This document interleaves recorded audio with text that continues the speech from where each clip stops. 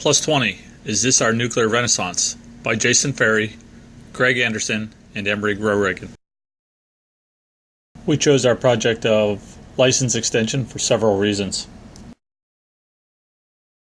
Initially, it was chosen because it appears that it's one of the most financially viable means of generating additional nuclear power from the current resources. Secondly, a nuclear renaissance began in about 2007, and it appeared as though we were going to have 30 new power plants based on the applications the NRC received. But since a change in the economy and natural resources, the majority of those have been either canceled or withdrawn. And lastly, this is a topic in which all the members of Team D had some interest. Initial license for power reactor operations. The Atomic Energy Act, AEA, of 1954 was created for the peaceful use of atomic energy to the maximum extent possible. The Atomic Energy Act created the regulatory body of the Atomic Energy Commission, the AEC, which would later become the NRC, Nuclear Regulatory Commission.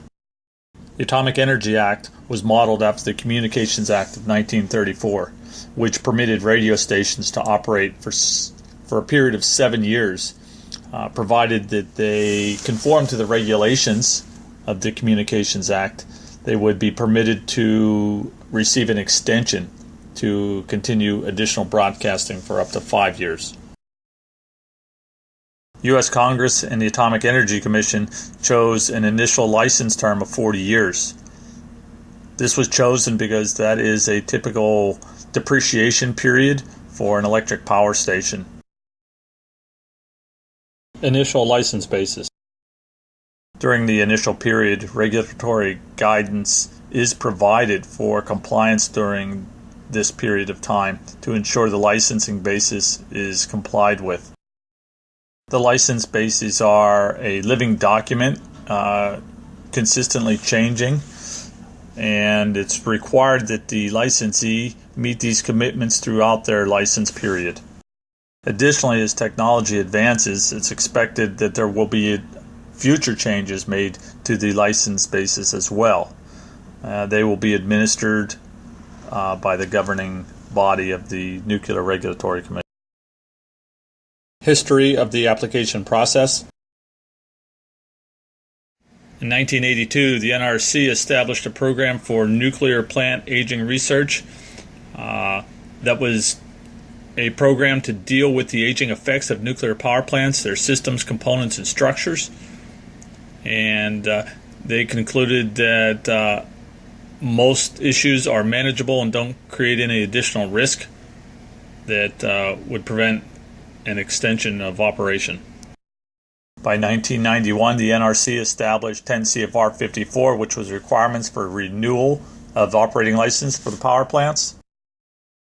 In 1995, again, the license renewal rules were revised based on some findings they had several years earlier, further streamlined the process and made it a little more efficient.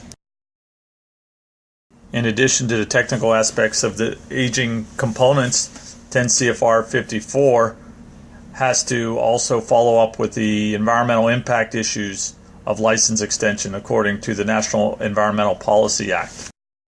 In 1996, 10 CFR 51 was revised to make this process more efficient. 10 CFR 51's environmental protection regulations for domestic licensing. Regulatory Guide 1.188 was issued in July of 2001, and that provided a more standardized format for submission of the renewal application. That was entitled Standard Format and Content for Applications to Renew Nuclear Plant Operating License.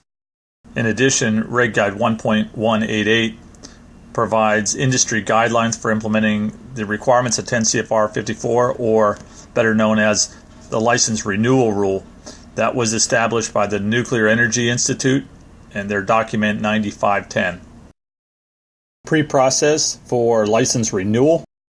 Prior to a licensee even submitting an application, they should have performed assessments addressing the management of the aging plant materials and indicating that the plant can be operated safely during the period of extension request.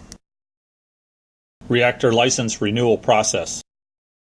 Application submission by licensee. Technical reviews, concurrent with the environmental reviews. And finally, the last portion of the process is the inspection program. Application. As I described earlier, it actually starts with the licensee's evaluation of plant materials, systems, structures, and components, and their effect due to age. An interesting bit about the application submission time: if it is submitted at least 5 years prior to the end of the license, and it is caught in the process where the review is not completed by the end date of the initial license, according to the timely renewal doctrine, the licensee can continue operation until that application is either approved or denied.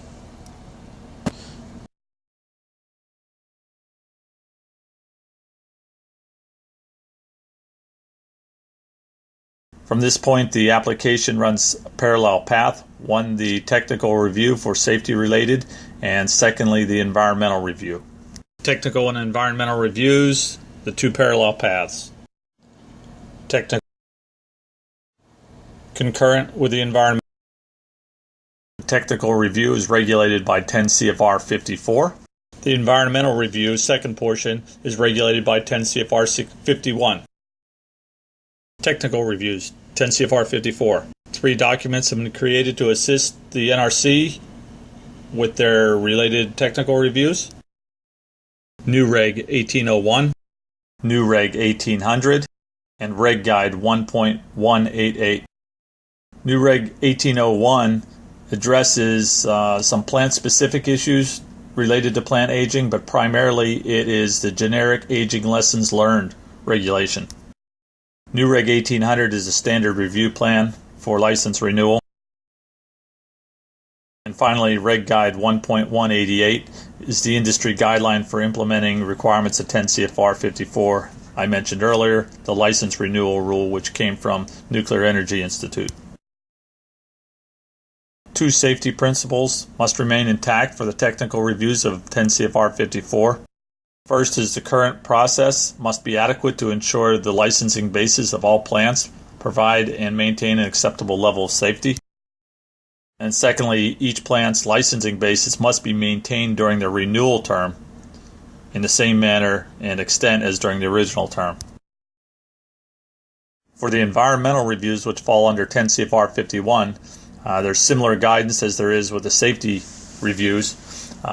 New Reg 1437, New Reg 1437 assists the generic environmental impact statements. And then we have a couple additional documents, which are New Reg 1555 and Reg Guide 4.2. They both help with format and content for the license submission. Each plant applying for an extension is required a specific environmental impact report. And those reviews are performed in accordance with the National Environmental Policy Act and 10 CFR 51. Part of the environmental review process is public meetings in the vicinity of the nuclear plant. Following those meetings, the NRC will make recommendations as whether or not the issues are sufficient to uphold the request, following which a preliminary supplement to the generic environmental impact statement will come about. Another public meeting is scheduled following the release of the impact study. After the NRC recommendations be open for public comment and consideration, the NRC will issue their final supplement to the generic environmental impact statement. Inspections. Inspections are a vital part of any license basis and continued nuclear plant operation. Following an extension approval and once entered into the extension period, additional inspections are performed. Just as the meetings are public, the inspection results are also made public. The duration of the license process are dependent on any number of variables, but typically the NRC estimates that the process will take between 22 and 30 months, and they've been very good about that. And finally, it appears that the additional 20 years of a license renewal appear to be the most financially viable additional nuclear generation for the utilities. In the near future, we'd like to see more new construction. And I thank you very much for your attention.